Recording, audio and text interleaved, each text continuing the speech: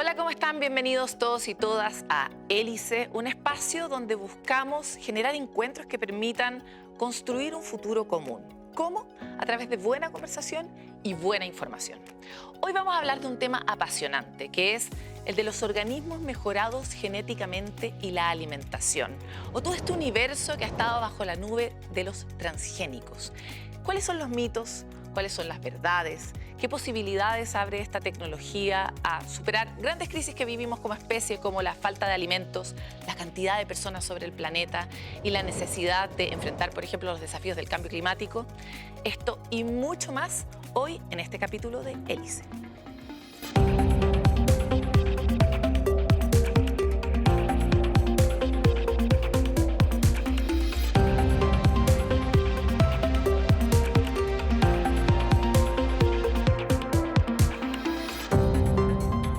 Bueno, agradecemos a todos ustedes por estar hoy día en Hélice, Encuentros que Construyen Futuro. Buscamos justamente convertir este en un espacio de encuentro para una buena conversación que nos permita reflexionar sobre un tema complejo como es el mejoramiento genético y la alimentación. Anticipábamos que estamos en un mundo difícil, lleno de desafíos. Nos atraviesa el cambio climático, necesitamos adaptarnos, nuestros territorios están cambiando, nuestros suelos están cambiando. Pero hoy queremos reflexionar sobre cómo podríamos hacer que este puzzle encaje gracias al desarrollo de esta tecnología de mejoramiento genético. ¿Pero qué es el mejoramiento genético? ¿Cómo funciona? ¿Por qué existe un sector de la sociedad que no está de acuerdo con él? ¿Cuáles son las objeciones? ¿Cuáles son las zonas negras? De todo eso vamos a hablar ahora y para eso tenemos un panel de alto estándar que paso a presentar a continuación. Primero que nada, bienvenidos todos, gracias por estar aquí. La primera de ellas, Iris Lobos, directora nacional del INIA, el Instituto de Investigaciones Agropecuarias. Bienvenida. Muchas gracias por la invitación. Marina Gambardella, académica de Agronomía y Sistemas Naturales UC, bienvenida. Muchas gracias, Paloma. Y José Ignacio Salazar, presidente de la Asociación Nacional de Productores de Semillas, AMPROS, bienvenido. Gracias, muchas gracias. Vamos a partir jugando, porque el juego ha permitido que evolucione la especie. Entonces, les vamos a presentar acá un grupo de conceptos.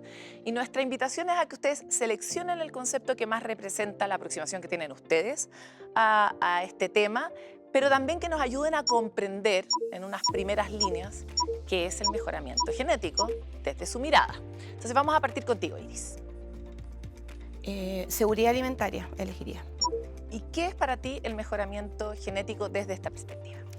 Bueno, es una herramienta que nos permite, ¿cierto?, obtener especies adaptadas a lo que tú hablabas recién, a los desafíos del cambio climático, es decir, especies que hoy día requieran menos agua, menos pesticidas, ¿cierto?, o sea, menos agroquímicos. Entonces, es adaptar a las especies para poder producir, pero siguiendo el concepto siempre de que sean alimentos inocuos y nutritivos y que podamos tener acceso a todos. Por lo tanto, esa seguridad de la que hablamos es para las personas, que asegurarnos la disponibilidad de alimentos. Sí, pero de alimentos inocuos y nutritivos. Esa es como No cualquier cosa. No cualquier cosa. Excelente punto. Marina. Yo elegiría soberanía alimentaria y, bueno, elijo ese concepto porque nosotros somos un país agrícola y ese país agrícola produce muchos alimentos y exportamos alimentos a todo el mundo. Y en realidad traemos desde afuera las variedades para producirlas en Chile, en su gran mayoría. Entonces, eso genera evidentemente una desconformidad con lo que realmente queremos hacer, como ser los líderes, exportadores, productores de alimentos. En el fondo necesitamos nuestras propias variedades, la genética propia es fundamental para mantener ese liderazgo a nivel internacional. José Ignacio, ¿cuál es tu concepto? Yo me quedé con sostenibilidad y sostenibilidad pensando en esa magia que pasa cuando uno va a una feria o a un supermercado y siempre encuentra un alimento, hasta ahora. Y sostenibilidad para mí implica todo lo que hay detrás de eso. Entonces, el problema del agricultor, el problema de todo el mundo que rodea a ese agricultor, cambio climático, ya se mencionaron algunas cosas acá, pero pareciera ser tan simple y no lo es. Y desde ahí digamos, el mejoramiento genético lo entiendo como ese encuentro virtuoso entre naturaleza, ciencia y el ser humano para ir mejorando esas especies y poder mantenernos sostenibles en el tiempo. Los humanos últimamente, digo últimamente los últimos 200 años, nos hemos vuelto un poco lineales.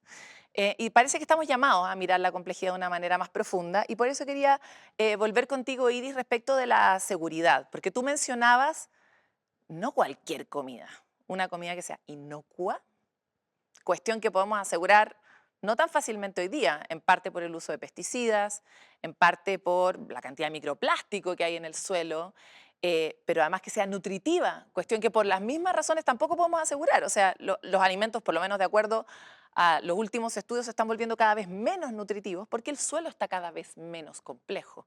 Entonces, ¿cuáles son para ti las claves que nos permiten como profundizar en esas tareas que son tan difíciles? Porque mientras el suelo decae, nosotros queremos alimentos más nutritivos. Mientras el suelo decae, queremos mantener la producción. Bueno, mira, estamos en un punto de inflexión, ¿ya? Y eso es verdad. Nosotros tenemos que considerar que el cambio climático ya llegó y se quedó. Ya no es que venga, no, sino que llegó. ¿Y eso qué significa? Que nos obliga hoy día a hacer una agricultura donde tenemos que producir más alimentos, pero con mucho menos recursos, es decir, menos suelo, menos agroquímico, menos agua. Entonces, ¿cuál es el rol de nosotros acá, por ejemplo, como institución, como línea? Es poder entregar variedades adaptadas a estos problemas. Es decir, que una variedad de arroz, por ejemplo, utilice menos agua para que efectivamente seamos capaces de seguir produciendo ese arroz y siga siendo competitivo para el productor. Porque de lo contrario, el tema pasa porque va a gastar mucho en producir, porque tiene que producir de una nueva manera, ¿cierto? Pero tiene que tener la retribución económica, porque es un trabajo al final del día. Entonces, no es fácil. Pero como tú decías al inicio, requiere de que nos juntemos, de que hagamos un ciclo, de que la relación público-privada, academia, es crucial para poder enfrentar este desafío, porque además no tenemos tanto tiempo. Quiero seguir contigo, Marina, respecto de la soberanía, porque yo creo que no todo el mundo sabe que nosotros pagamos un arriendo, este royalty, por las especies que producimos. ¿Por qué hacemos eso? Yo creo que en general el público no siempre sabe que detrás de cualquier producto que nosotros consumimos, como por ejemplo un tomate o un zapallito italiano en la mesa, hay una persona que está mejorándolo, ¿ya? Y ese mejoramiento es permanente y cambia. Todos los años hay que poner en el mercado nuevas variedades para que los agricultores tengan la posibilidad de llegar a producir en buenas condiciones. Buenas condiciones significa que sean rentables los cultivos y que sean rentables y competitivos con el mundo globalizado que tenemos. Entonces, los agricultores en Chile tienen que hacer uso de variedades para poder competir, porque además, como ya dije, somos un país exportador de muchas cosas, de semillas, de fruta, en fin.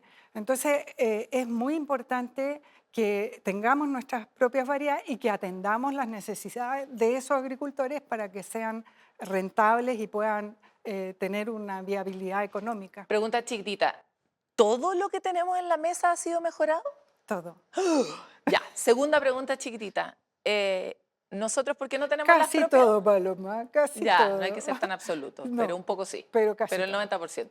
99. Chulo, ya. Y otra pregunta chiquitita. Nosotros no tenemos las propias porque no invertimos suficiente en I+D o porque lo tenemos prohibido por ley o por qué no tenemos nuestras propias variedades. Bueno, no es tan absoluta esa pregunta porque existen variedades propias. Elinia, por ejemplo, ha hecho un esfuerzo realmente muy importante. Yo soy parte de digamos, de una universidad que tiene variedades propias también, así que no es absoluta pero en general estamos al debe. Hay, digamos, especies en las cuales no tenemos variedades propias y también existen países que están a la vanguardia de esos royalties que yo te hablé al principio. Ya, pero tiene que ver con la generación de patentes y con, Sí, y con investigación y absolutamente. desarrollo en el fondo. Es una generación de patentes. El punto es que hay muchas cosas que han confluido negativamente a que nosotros hagamos efectivamente un mejoramiento local y que desarrollemos genética propia.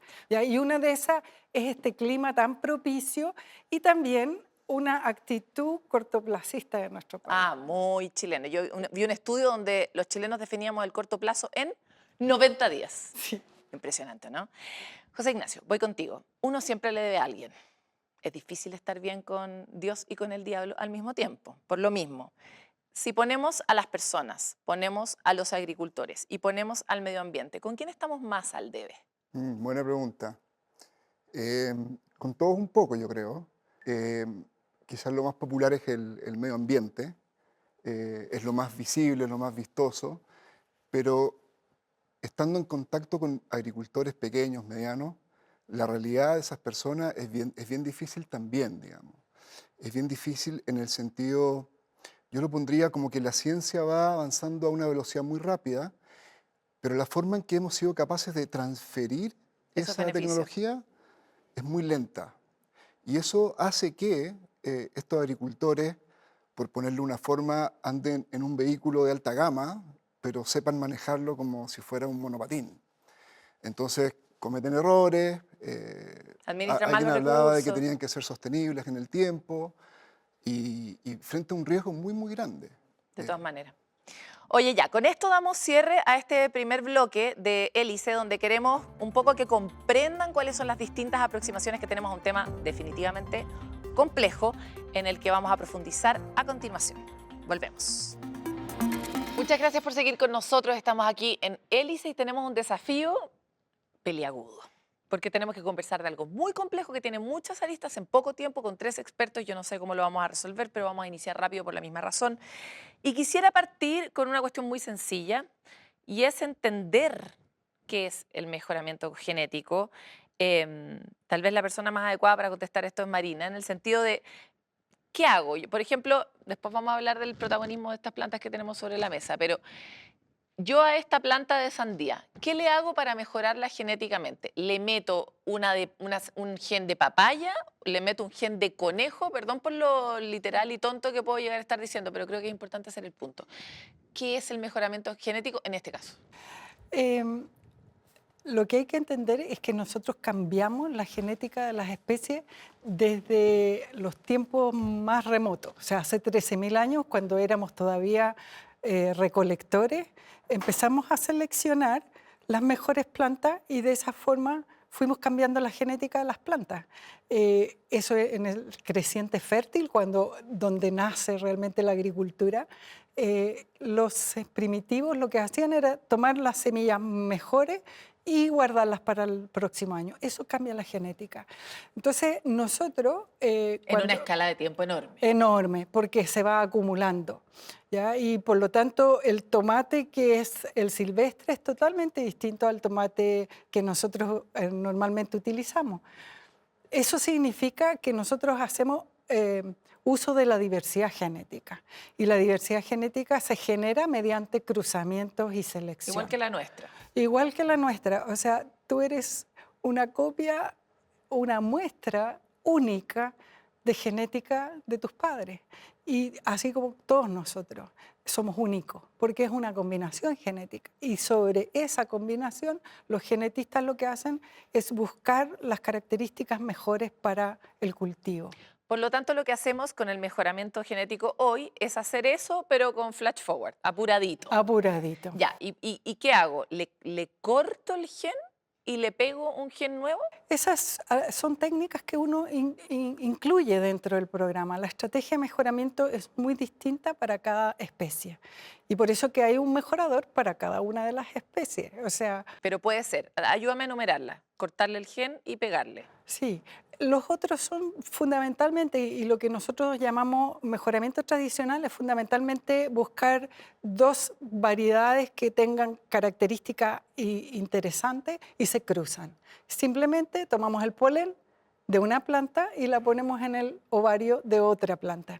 Y esas semillas las ponemos sobre el campo y vemos cuál es la mejor para nuestros objetivos de Cuando tú mejora. dices una planta y otra planta, ¿estás hablando de 2 plantas de sandía o estás hablando de una planta de papaya y una planta de 2 zanahoria? plantas de sandía, en el caso que queramos hacer sandías más bonitas, más grandes y más interesantes. Ya.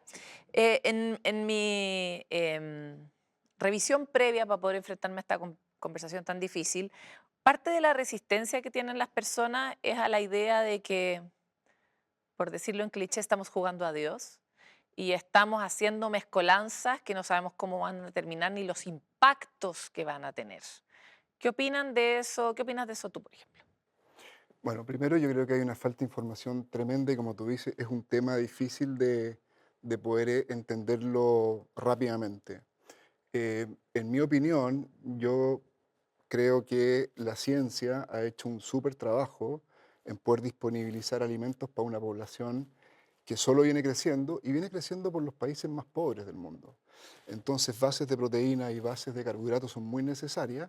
Y bueno, cambio climático y otros, digamos, traumas que estamos viviendo como humanidad, para mí hacen indispensable que esta ciencia siga avanzando, por supuesto con todo el marco regulatorio requerido y garantizando que hay una seguridad para la gente, digamos, no solo en volumen, pero en calidad y cantidad también. Antes de, mientras estábamos en pausa, hablábamos de lo importante que puede ser esto para poder enfrentar un poco el futuro y la posibilidad de hacerlo localmente. Y ahí en línea ha hecho un trabajo en tratar de desarrollar nuestras propias semillas y cultivarlas en campo. Cuéntanos un poco específicamente sobre eso y qué necesita para avanzar más rápido, mejor, para ser más masivo. Sí, bueno, nosotros como instituto hemos trabajado, bueno, llevamos 60 años trabajando para lo que te decían antes, la seguridad alimentaria. ¿Qué significa esto? Que podamos tener productos propios, ¿cierto? Que vayan a la mesa de los chilenos. Y para que se pueda ver o imaginarnos una cazuela.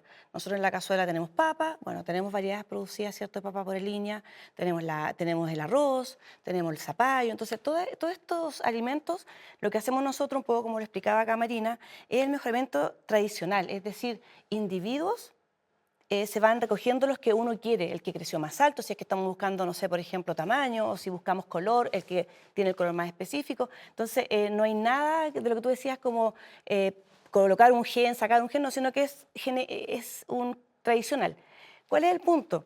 Que es lento. O sea, esto tú no lo haces en un año, puedes tardar 10, 15 años. Entonces, ¿y qué es lo que necesitamos? Bueno, es una política de Estado, que el Estado, ¿cierto?, entienda que esto es un largo camino para poder nosotros producir nuestros propios alimentos y ser tanto soberanos como seguridad alimentaria, requiere un financiamiento basal para esto. ¿Ya? Y ahí también tú lo comentabas al inicio del programa que tiene que ver con cómo la ciencia, cómo el Estado se involucra en esto. Bueno, hay que colocar recursos.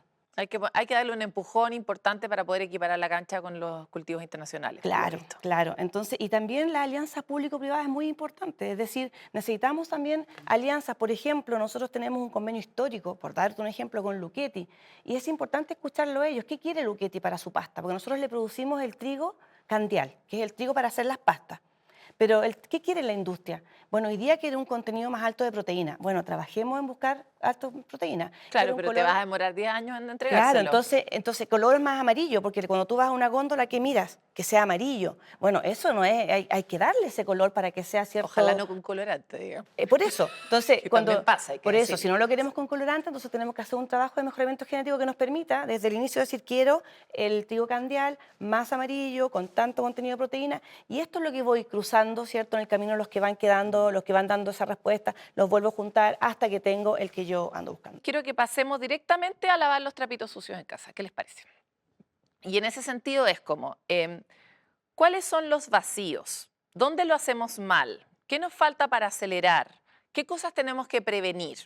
Pero antes de eso vamos a darle el protagonismo a estas plantas que vinieron también como panelistas hoy. Cuéntanos un poco qué tenemos aquí para poder pasar a la segunda parte de nuestra conversación. Bueno, acá tenemos plantas de sandía y algunas plantas de tomate y lo que quería reflejar con esto es una curiosidad que esta parte aérea es una sandía, y si ustedes se fijan, aquí Tiene hay ahí un una corte, cicatriz. exactamente, y esto de acá abajo, del corte hacia abajo, es una calabaza, como las calabazas que se ocupan para tomar mate. Entonces, esta calabaza tiene un Espérate, ¿tú sistema... dices calabaza porque es distinto del zapallo o es una forma sofisticada de decir zapallo? Es que el zapallo tiene diferentes demasiado formas. La grande, la calabaza calabaza es más es la chiquimini. chiquitita Ya, redondita. ok. Entonces, esa calabaza, que tiene un mejoramiento genético, dentro de las calabazas, tiene una raíz muy fuerte y con resistencia a enfermedades. Entonces, esta sandía, que crecía en paine históricamente, dejó de hacerlo porque el suelo se llenó de enfermedades propias de la sandía. La forma de resolverlo fue poder encontrar una calabaza que resistiera esas enfermedades de suelo y ver si una sandía podía crecer encima de la calabaza. Y esto hoy día en Chile no hay ninguna sandía que no crezca y que no esté injertada encima de una calabaza. Y esas son, Espérate, ¿y el agricultor compra así? bueno, ese es un desafío muy grande, y por eso que es todo ¿O un el sistema. agricultor hace eso? No, Porque injerto, todos los patilleros hemos hecho un injerto. sí, pero esto es una cirugía que tiene que pasar en un quirófano, porque aquí entran enfermedades, bacterias, virus, lo que sea. Entonces, hay un vivero que se especializó, varios, pero nació esta especialización en donde ellos se abastecen de una semilla de la calabaza, una semilla de la sandía, la cultivan, la hacen crecer y cuando están a esta altura, cortan la calabaza, botan la parte aérea de la calabaza, cortan la sandía y esa parte aérea de la sandía la ponen acá y le ponen este clip acá. De ahí se va a una sala de, No suena muy de a pequeña reanimación. minería, a pequeña agricultura, perdón. No, pero el agricultor que ocupa esta planta es un agricultor de 1 hectárea, 2 hectáreas. Es un pequeño agricultor. Esto es una garantía para el agricultor. Una garantía de ¿Y eso resistencia a cuánto encarece enfermedades. la sandía? Porque la cirugía se cobra. No, Eso lo sabemos esto no los chilenos. encarece, al contrario, porque esta cuestión ocupa un 10% menos de fertilizante, porque esas sandías van muy profundo. O sea, perdón, esa raíz de calabaza va muy profundo, entonces el agricultor tiene que aplicar menos, se ocupan menos plantas por hectárea, porque es súper vigorosa la planta, y el agricultor tiene entre un 20 y un 25% más de sandías que en un cultivo tradicional. Y no tiene sabor a calabaza. La Bueno, sandía. eso lo podemos discutir en los Sí, gustos, no hay nada es que escrito. cómo no va a tener ninguna influencia No si en tiene el ninguna fondo... influencia. Hay gente que al ¿Estamos de acuerdo principio- los tres? No tiene ni una influencia. Firmamos acá. Bueno, si tú has probado sandía últimamente, en los últimos 7 años, Yo te soy una informo- persona muy exigente con la sandía. Bueno, Pero ahora la voy a hacer. ahora les voy a va a preguntarle encontrar si tiene sabor a sabor a calabaza. calabaza. Oye, quisiera avanzar sobre esta conversación porque también mientras estábamos en comerciales hablábamos de la dificultad en el vacío legal, que nosotros hacemos un trasvasije más o menos igual de ilógico que el que hacemos con el cobre. Producimos cobre acá, somos los principales productores de cobre, lo mandamos a China para que nos lo manden de vuelta ultra caro en un chip, ¿verdad? En este caso, producimos acá, lo mandamos a... Ayúdame a completar la frase, Marina. ¿A dónde? ¿De qué cosa? De la ¿A qué? semilla. Lo La mandamos a Estados semilla Unidos. a Estados Unidos normalmente. Y después compramos esa semilla para poder Para plantar poder, acá. exacto, No. sí, en Después algunos casos. compramos el grano, Eh, que ese agricultor en Estados Unidos produjo, y Bueno. Superpollo, para poner un nombre, tiene que alimentar sus pollos y trae grano. Y alimenta sus pollos con ese grano. ¿Por qué no hacemos el grano directamente? ¿Me puedes explicar eso? Bueno, exactamente en granos podría ser que no es exactamente así, porque hay trigo Cambiemos chileno. a lo que sí, corresponde. así que en línea sobre todo ha liderado esto, así que es parte de que Iris puede explicarle. Pero, por ejemplo, en otras cosas, o sea, semillas de hortaliza, por ejemplo, sí.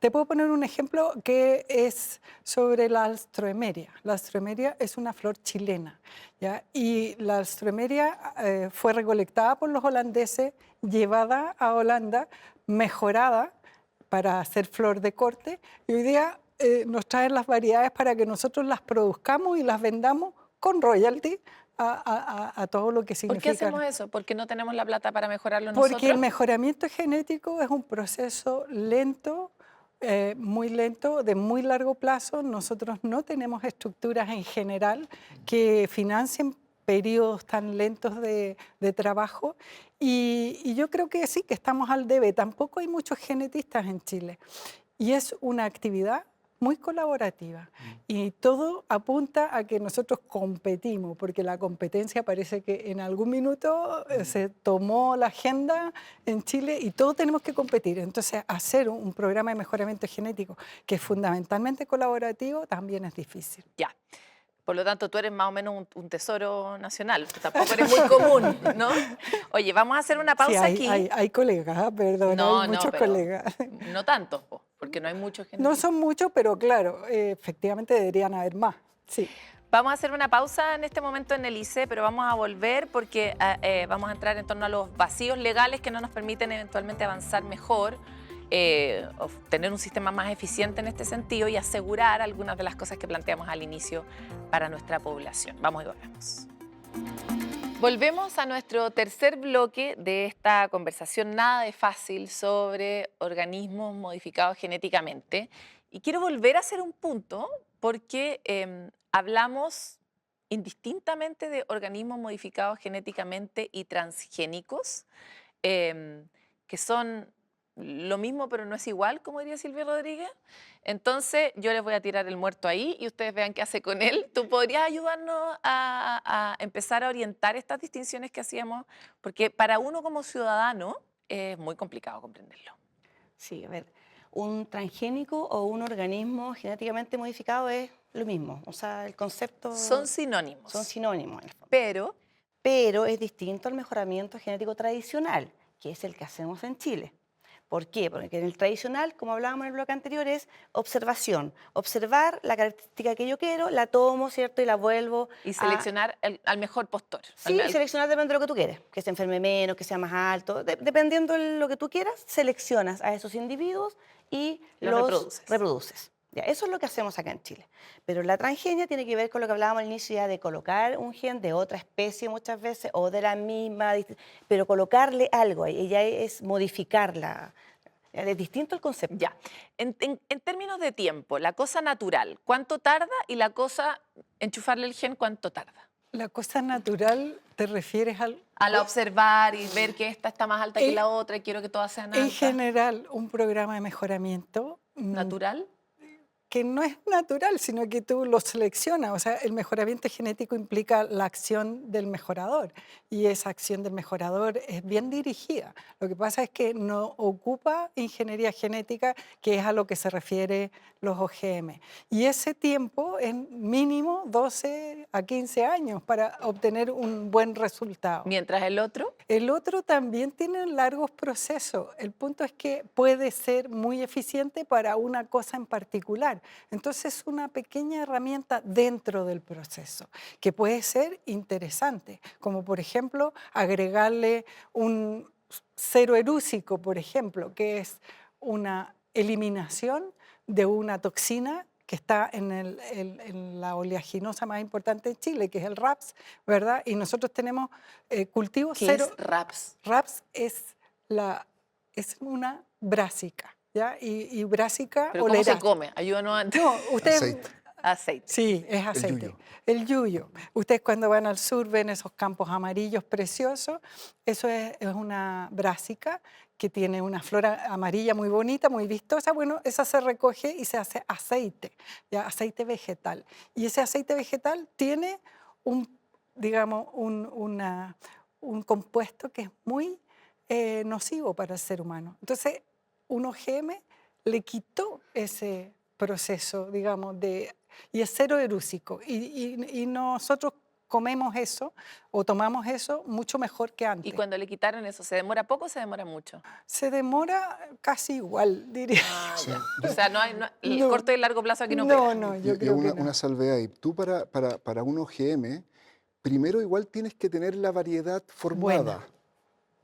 Y cuando identifico que ya tengo la variedad, viene el proceso de introducirle el gen a esa variedad.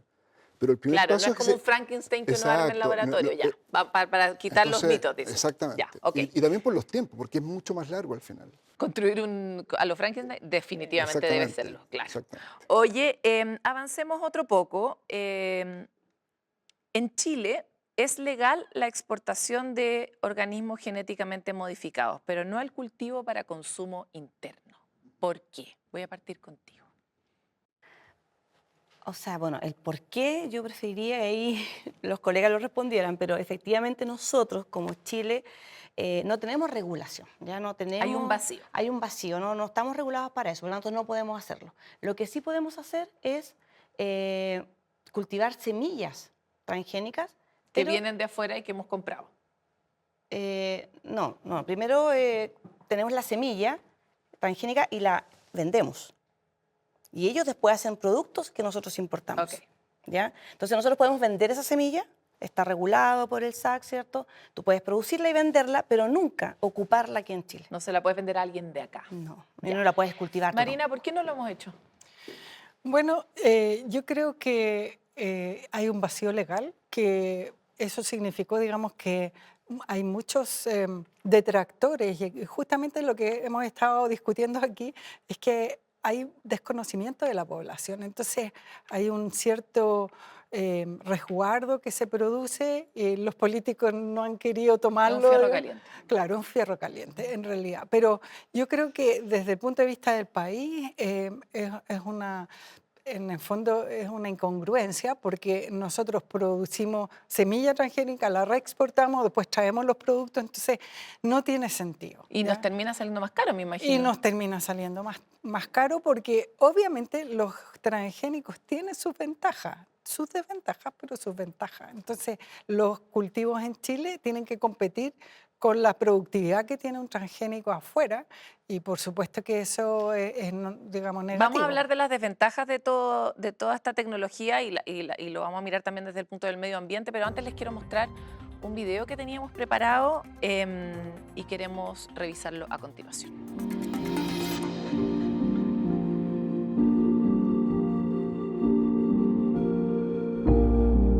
Estas son las semillas de perrito, que son esta especie de aquí, que tiene la particularidad de que es blanco con amarillo y rosado.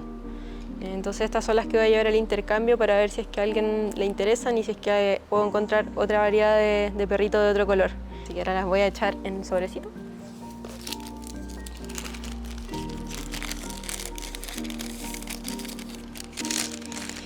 Y le voy a escribir qué variedad son, dónde y cuándo fueron cosechadas. Eso es muy importante.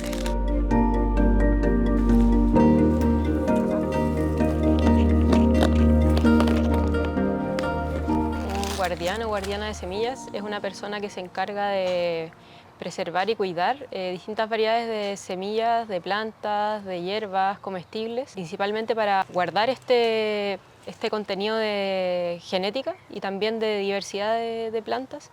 Están a lo largo de todo Chile y generalmente son ellos quienes se encargan de organizar y llevar adelante los intercambios de semillas.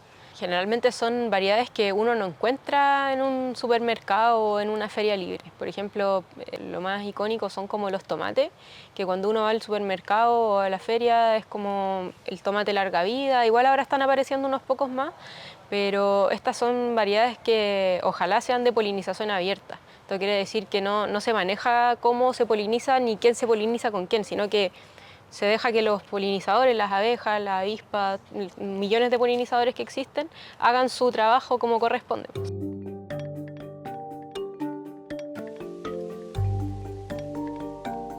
Cuando uno va a un intercambio recibe una semilla de manos de un guardián o una guardiana de semillas y además de recibir esta semilla uno también recibe el relato en torno a la semilla. Eso quiere decir cómo se siembra, cómo se cultiva en general, cómo se cosecha, cómo se guarda la semilla.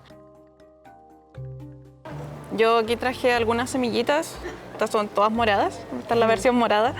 Hay arvejas moradas, está este que es el maíz calfu, que es de nuestro territorio y se ha estado perdiendo últimamente. Es un micro maíz, que es muy sabroso como cabritas generalmente.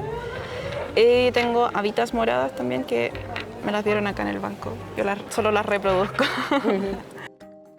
El hecho de tener esta diversidad de semillas nos da salud, porque como el patrón de hoy día es que todo se esté homogenizando, que las variedades se estén disminuyendo, ojalá solo a una y que sea perfecta y bonita y como todo así perfecto, como que se vea en una góndola de supermercado o algo así, y eso no es la realidad de las semillas, pues las diversidades de formas y colores son inmensas, entonces eso es lo que busca un guardador de semillas, que esa diversidad no se pierda y que se siga multiplicando ojalá por todos lados.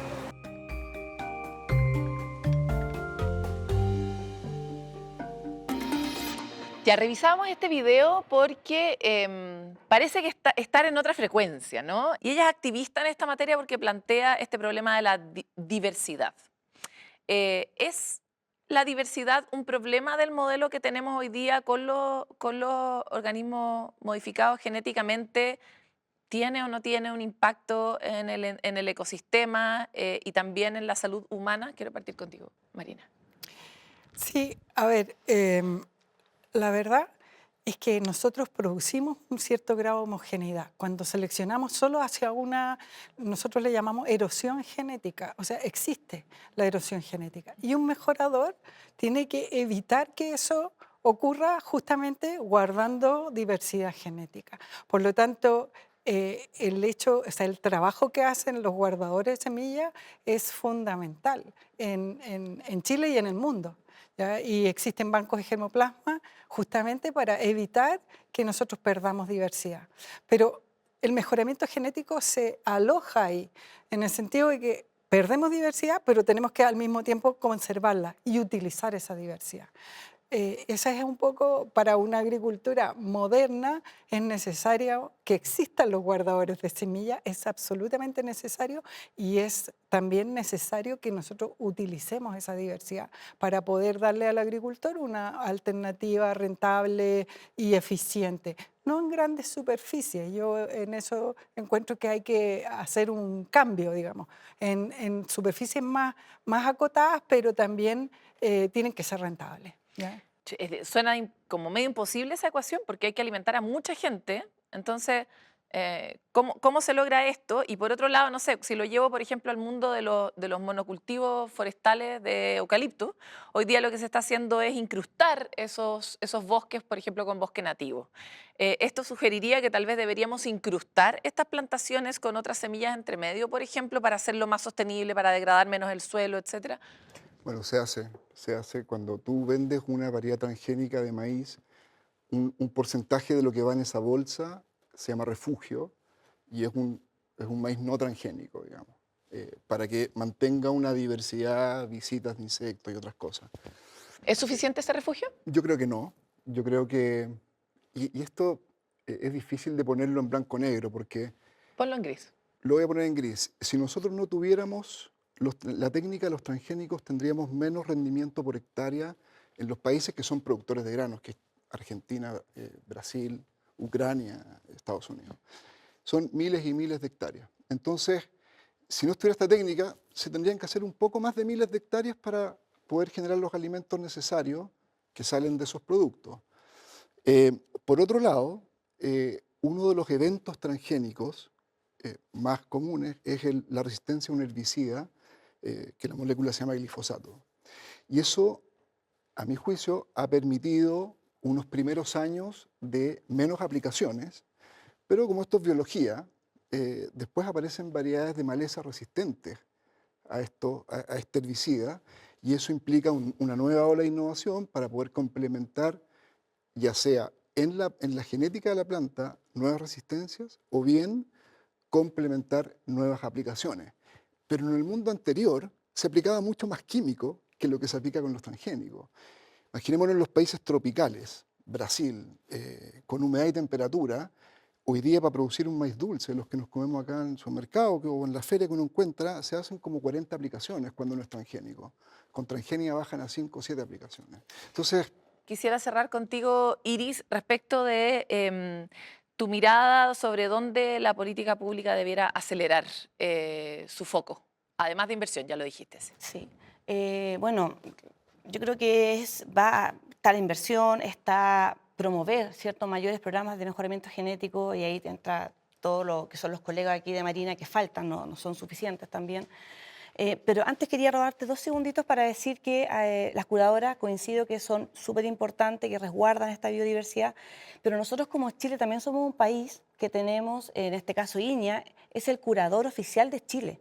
Es decir, nosotros tenemos un banco base en Vicuña donde hay más de 75.000 excesiones de semillas guardadas. Y cuando decimos guardada, ¿por qué la importancia? Porque han visto ustedes ahora eventos de incendios, ¿verdad?, en el verano, o inundaciones. Bueno, con todo eso pierdes muchas veces la diversidad. Si tú no la tienes resguardada en un banco que está a una temperatura de menos 24, que duran 100 años, es decir, pudiésemos perder esa diversidad. Entonces es muy importante que no solamente resguardemos a lo mejor a nivel local, sino que hay un país como es Chile que tiene un banco base en Vicuña y tiene 5 bases activas a lo largo de Chile. Entonces es necesario que más gente sepa eso para que pueda resguardar su semilla, porque es guardar, es decir, la curadora va, lo guarda y ahí queda guardado. Entonces, y ahí con eso contribuimos a guardar, ¿cierto?, y conservar la biodiversidad. Hacia el futuro. Oye, vamos cerrando y vamos a dar paso a nuestro último segmento del programa aquí en Hélice, tratando de encontrar un lugar común que nos permita avanzar hacia el futuro en materia de alimentación.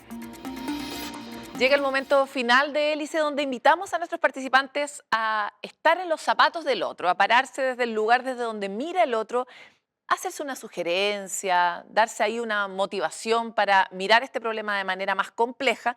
Y es por lo mismo que queremos invitar y partir con Marina, que hoy está en seguridad alimentaria, que era el concepto que había elegido Iris desde el INEA. Que en los zapatos de Iris, ¿cuál sería como la invitación que tú harías a mirar de parte del Estado, tal vez para poder mejorar nuestra posición objetiva como país?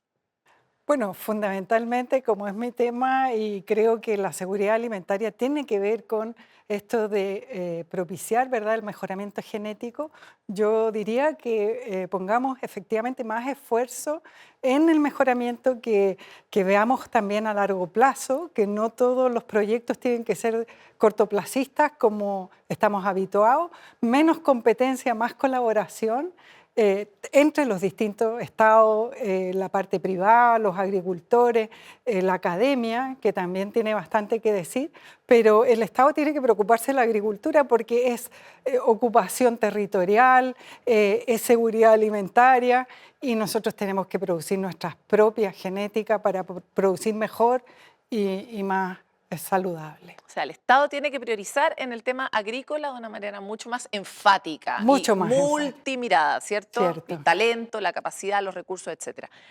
Vamos contigo. ¿Cómo te paras tú sobre los zapatos de la soberanía alimentaria, sobre todo perteneciendo a un grupo que representa semillas que muchas veces no son de aquí? Me paro en la colaboración, y yo creo que el tema de la soberanía alimentaria requiere per se colaborar con otros esfuerzos que se están haciendo en otras partes, y con eso poder construir una cuestión que nos deje tranquilos y que nos garantice esta soberanía tan necesaria. En Chile todavía hay cerca de 700.000 personas, según los datos de OEPA, que todavía pasan hambre, que no comen todos los días. Entonces, esas urgencias yo las entiendo mucho más desde la colaboración con otros, y teniendo un bien común, bien claro en el futuro, más que pensando en que cada uno puede arreglársela solo, por así decirlo. Y para cerrar contigo, Iris, tú estás en los pies de la sostenibilidad del sector privado. Tal vez, ¿qué invitación le podrías hacer al sector privado, conociendo tu propia experiencia y habiendo escuchado lo que tuvimos en la conversación durante Hélice? Sí, bueno, también a la colaboración, a vernos como un ente que puede encontrar soluciones, sobre todo basadas en la naturaleza. Es necesario que hoy día produzcamos más alimentos con estos menos recursos, y eso va en la línea de lo que es la sostenibilidad. Entonces, ¿por qué no avanzar en el uso de bioinsumos, que son soluciones basadas, ¿cierto?, a partir de microorganismos? Entonces, con eso podemos no bajar la producción, porque lo importante al final del día es producir más alimentos, pero tenemos que hacerlo sostenible. Entonces, bueno, usemos las herramientas que tenemos, juntemos el público y el privado, pero también es súper importante que el Estado invierta recursos en investigación y desarrollo, porque de lo contrario no vamos a ser nunca ni soberanos, ni seguros, ni ninguno de los conceptos que hemos podido hablar. Ha sido un placer estar con ustedes, porque han sido una gran muestra de lo ignorantes que somos nosotros en estas materias, pero tan importante avanzar sobre la brecha de mayor conocimiento y de mejor calidad. Muchas gracias por participar en el programa. Gracias a ti, Paloma. Y a todos ustedes los invitamos a seguir conectados con lo que vamos a conversar aquí en Hélice. Buscamos un conocimiento complejo que trata de integrar nuevas miradas, porque el futuro es común y el presente también. Esa es una noticia que nos tiene a todos en el mismo barco, que es este planeta Tierra. Está tan lleno de crisis y demandas que necesitamos resolver en conjunto. Para eso, mayor conocimiento proveniente de la ciencia, sin duda, va a ser siempre la mejor guía. Nosotros nos encontramos en otro capítulo de Hélice más adelante.